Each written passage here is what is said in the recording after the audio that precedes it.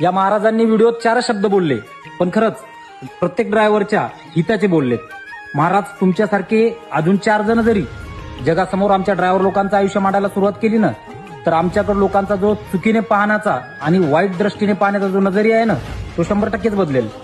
या महाराजांचे सर्व ड्रायव्हर भावाच्या वतीने मी मनापासून खूप खूप धन्यवाद मानतो.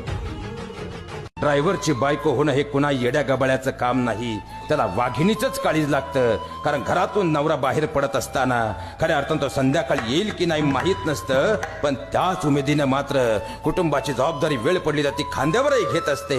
अर्धवट नवरा डाव सोडून गेला तर घराची मुख्यमंत्री होऊन आपल्या लेकरांसाठी जगत असते. कारण खऱ्या अर्थानं ती येड्या गबाळी नसते, आमच्या वाहक ड्रायव्हर असणाऱ्या खऱ्या अर्थानं यार न मर्दाची ती घरातली वाघीण असते. आणि हो ड्रायव्हर भावांनो, हे व्हिडिओ शेअर करून जे लोकांचा आपल्याकडे पाहण्याचा चुकीचा दृष्टिकोन आहे ना, ती बदलायची जिम्मेदारी सुद्धा आपल्या सर्वांची आहे. हा व्हिडिओ जास्तीत जास्त शेअर करा. चाल पुढं तुला रगड्या भीत कशाची परवा भिकुनाची मन शुद्ध तुझं गोष्ट आहे पृथ्वी मोला.